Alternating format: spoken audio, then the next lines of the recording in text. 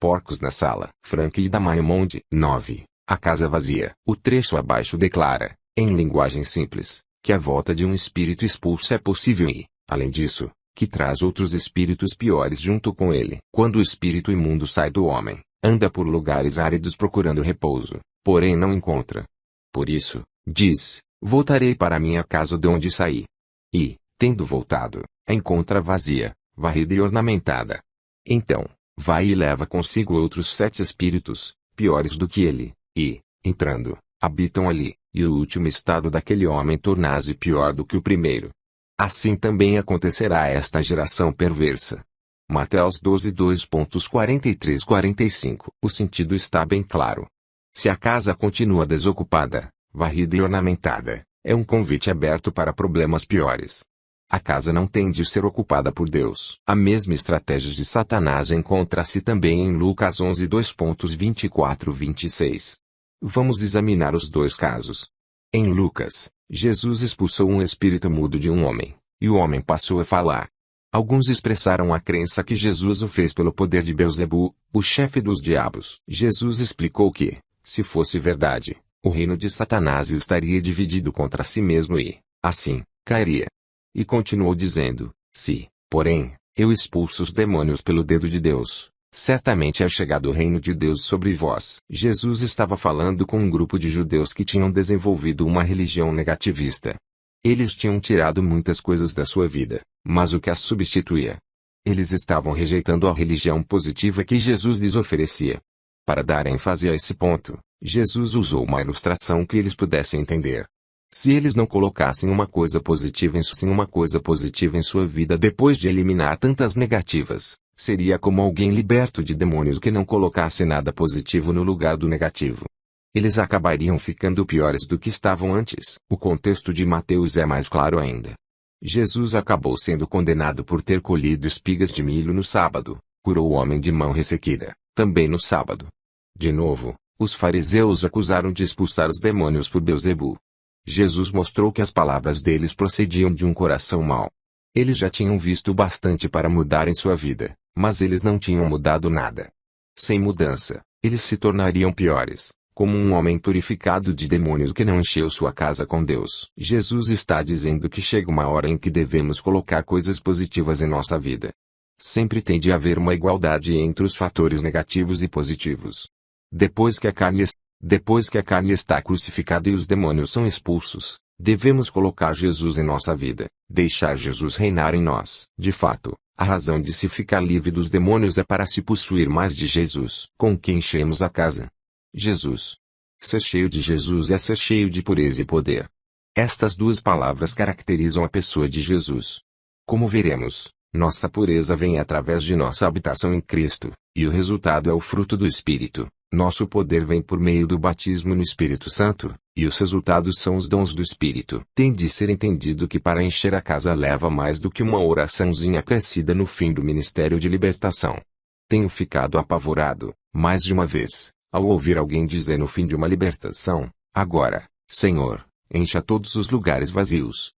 Amém. Tenho visto muitas pessoas perderem sua libertação por falta de saberem como encher as casas deles ou com que enchê-las. Os dons e o fruto do Espírito Santo têm de tomar o lugar de cada responsabilidade da pessoa liberta. O ministério de libertação deve enfatizar o fato de que cada pessoa é responsável por sua própria casa, enchendo a casa com o poder do Espírito Santo. Uma das últimas coisas que Jesus disse antes de sua ascensão foi: vós sereis batizados com o Espírito Santo, não muito depois destes dias. Atos 1:5. Encontramos a promessa cumprida em Atos 2, que relata o Pentecostes. Todos ficaram cheios do Espírito Santo e passaram a falar em outras línguas, segundo o Espírito lhes concedia que falassem. Atos 2:4. Qual foi o objetivo deste batismo no Espírito Santo? Jesus explicou que seria um revestimento com poder.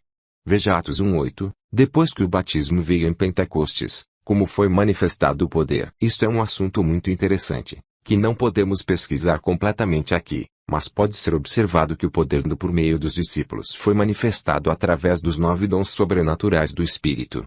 Estes dons são enumerados em 1 Coríntios 12, 7 e 11. A palavra de sabedoria, a palavra de conhecimento, fé, dons de curar, operações de milagres, profecia, discernimento de espíritos, variedade de línguas, interpretação das línguas. O livro de Atos inteiro demonstra como o poder do Espírito Santo operou por meio destes dons. Através de Pedro e João, um dom de cura foi ministrado a um coxo. Capítulo 3. Palavras de sabedoria e de conhecimento vieram a Ananias para ministrar a Saulo. Capítulo 9. Pelo discernimento do Espírito, Paulo expulsou o demônio de adivinhação numa jovem. Capítulo 16. Pedro falou a palavra de fé a Ananias e Safira, e eles caíram mortos. Capítulo 5. Por meio de Pedro, um milagre de ressurreição trouxe Dorcas de volta à vida. Capítulo 9. Enquanto Dorcas de volta à vida. Capítulo 9. Enquanto Pedro pregava na casa de Cornélio, houve línguas e interpretação delas. Capítulo 10. Por meio de um discípulo chamado Gabo, a igreja foi abençoada por profecia. Capítulo 11. Os demônios detestam estes dons do Espírito Santo e fazem os homens também detestá-los. Por quê? Porque a operação destes dons de poder sobrenatural derruba a obra de Satanás. A presença dos demônios e seus truques são expostos pelo discernimento dos espíritos e pela palavra de conhecimento. O mal que os demônios fazem é desfeito pela palavra de sabedoria, pela fé, pelos dons de curar e pelos milagres. Seus planos para acabarem com a pessoa são desviados por uma palavra de profecia ou por línguas com interpretação. Por isso, os demônios opõem-se aos dons. Estes 9 dons também são dados à igreja para a sua edificação. Satanás é com o que foi estruturado para edificar o corpo. Ele ataca os dons, especialmente o de línguas, que tem um objetivo especial na edificação do crente. Vejam 1 Coríntios 14:4. Se, por acaso, a pessoa liberta não foi batizada no Espírito Santo, ela deve ser encorajada a recebê-lo e a desejar os dons espirituais. Temos visto muitas pessoas receberem o batismo no Espírito Santo como um clímax de sua libertação. O poder do Espírito Santo é de grande importância para conservar a libertação. Os já batizados no Espírito Santo devem ser encorajados a procurar, com zelo, os melhores dons. 1 Coríntios 12:31. E o dom melhor é aquele que ministrará as necessidades dos outros em determinadas situações. É bem comum as barreiras aos dons serem derrubadas por meio da libertação. Há demônios especializados que procuram impedir a operação dos dons espirituais. Depois da libertação, a casa deve ser cheia com o poder do Espírito Santo, enchendo a casa com o fruto do Espírito. O fruto do Espírito está enumerado em Gálatas 5:22, 23. Amor, alegria, paz, longanimidade, benignidade, bondade, fidelidade, mansidão, domínio próprio. Os 9 frutos representam a verdadeira natureza de Jesus. Quando o fruto do Espírito Santo é produzido na vida do cristão, ele se torna identificado com Jesus em seu caráter.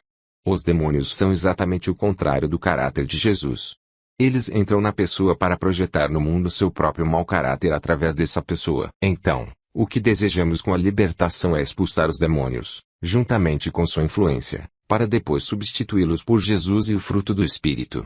Se alguém entende mal e não faz disso um alvo definitivo, quaisquer benefícios alcançados pela libertação, aos poucos, estarão perdidos. Então, para alcançar os benefícios permanentes da libertação, a casa tem de ficar cheia do Espírito Santo e assim ser deixada para sempre. Senão, os espíritos imundos voltarão e talvez mais poderosos ainda. Antes de continuar, temos de esclarecer bem como o fruto do Espírito é produzido. Encontramos a resposta na parábola da videira e dos ramos. Permanecei em mim, e eu permanecerei em vós. Como não pode o ramo produzir fruto de si mesmo, se não permanecer na videira, assim, nem vós o podeis dar, se não permanecerdes em mim. João 15:4. Nota: o fruto não é produzido por ação independente nem por esforço próprio. O fruto aparece tão somente se permanecermos na videira. Então, a palavra-chave é permanecer. O permanecer na videira significa ficar ligado a Jesus de modo que a vida de Cristo fluirá no ramo e resultará no fruto. Como é que alguém permanece? Veja a resposta como está: guardardes meus mandamentos, permanecereis. Permanecer é sinônimo de guardar os mandamentos do Senhor. E o que é que teremos por esta obediência em permanecer? Leia mais, meu amor, meu gozo, o primeiro fruto do Espírito Santo. Ao obedecer, temos comunhão com o Senhor e obtemos seu amor, seu gozo e sua paz. Ao desobedecer, nossa comunhão com Deus é quebrada e Satanás consegue uma entrada. Aprendamos do exemplo de Jesus. O que era que Jesus estava falando no contexto bem antes da parábola da videira e dos ramos? Aí vem o príncipe do mundo, e ele nada tem em mim. E que faço como o Pai me ordenou. João 14:30, 31. Aqui Jesus explicou que o diabo não tinha nada com ele. pois ele foi completamente obediente ao Pai. Ele nunca pronunciou palavra nenhuma nem agiu senão por ordem do Pai. Por isso, Jesus pôde dizer: se guardardes os meus mandamentos, permanecereis no meu amor, assim como também eu tenho guardado os mandamentos do meu Pai e no seu amor. João 15:10. O fruto chamado amor. O Senhor tinha sofrido um esgotamento nervoso uns 12 anos atrás. Ele continuava com problemas emocionais ainda depois do tratamento intensivo, inclusive, havia sido hospitalizado durante algum tempo. Finalmente ele ouviu falar do Ministério de Libertação. Os demônios responsáveis por seus problemas emocionais foram expulsos. Ele também recebeu uma cura no cérebro, de modo que as coisas apagadas de sua memória, por choques elétricos, começaram a voltar. Com a volta da memória, ele se lembrou do nome de um dos funcionários do hospital psiquiátrico que lhe fizeram uma injustiça séria. O Senhor assentiu-se cheio de amargura e ódio contra aquele homem. Começou a pensar em matá-lo, se pudesse encontrar-se com ele. Neste ponto, o Senhor veio à procura de mais libertação. Expliquei que ele tinha de arrepender-se do ódio, e perdoar a pessoa punha de arrepender-se do ódio, e perdoar a pessoa por um ato de sua própria vontade, e perdoar aquele homem. Ele não respondeu ao meu apelo. Pelo menos por 5 minutos ficou sentado, em silêncio, tentando resolver, optar pelo sim ou pelo não, a ficar com seu ódio ou cumprir os requisitos de Deus para ficar liberto. Foi preciso toda a sua força de vontade, mas no fim ele disse: com a ajuda de Jesus, eu perdoo aquele homem. Por este ato de sua vontade, ele abriu o caminho para sua própria libertação. Porque, se perdoardes aos homens as suas ofensas, também vosso Pai Celeste vos perdoará. Se, porém, não perdoardes aos homens as suas ofensas, tampouco vosso Pai vos perdoará as vossas ofensas.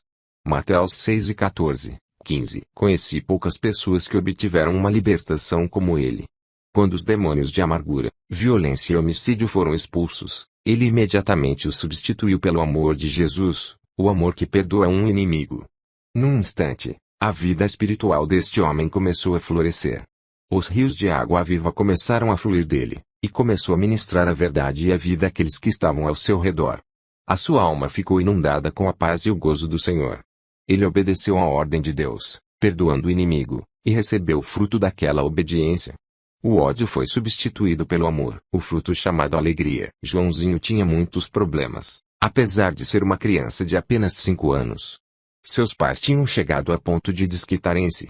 Havia muita tensão e tumulto no lar, desde que ele nascera.